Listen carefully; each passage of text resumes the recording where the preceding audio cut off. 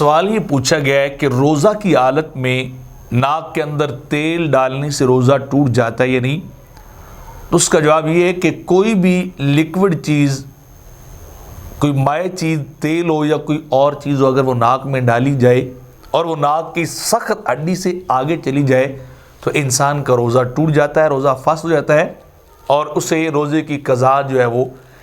دینی پڑے گی، روزہ کو قضا کرنا پڑے گا، یعنی ایک روزے کے بدلے میں ایک روزہ رکھنا پڑے گا۔ تو لہٰذا روزے کی حالت میں ناک کے اندر دوائی ڈالنی،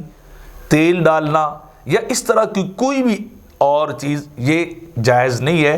ہاں البتہ اتنا ضرور ہے کہ اگر کوئی شخص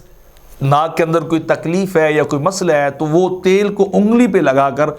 اگلے حصے میں ہڈی سے نیچے یعنی اپنے ناک کے حصے کو تر کر سکتا ہے،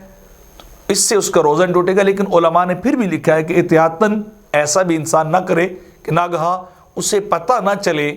اور وہ چیز آگے گزر جائے تو اس کا روزہ ٹوٹ جائے گا، روزہ جو اس کا فاسد ہو جائے گا۔ تو لہٰذا ایسا عمل کوئی بھی کرنے سے انسان کو اوائڈ کرنا چاہیے، پرہیز کرنا چاہیے، کہیں روزہ اس کا جو ہے وہ ٹوٹ نہ جائے یا اس میں کسی قسم کا کوئی شبہ نہ پڑ جائے۔ یہ مسئلہ تنویر الابصار ملدر مختار اور فتاوی شامی کے اندر اسی طرح ہی جو نقل کیا گیا ہے کہ ناک کے ذریعے سے دوائی لینا یا تیل ناک میں ڈالنا تو اس سے روزہ انسان کا فاسد ہو جاتا ہے۔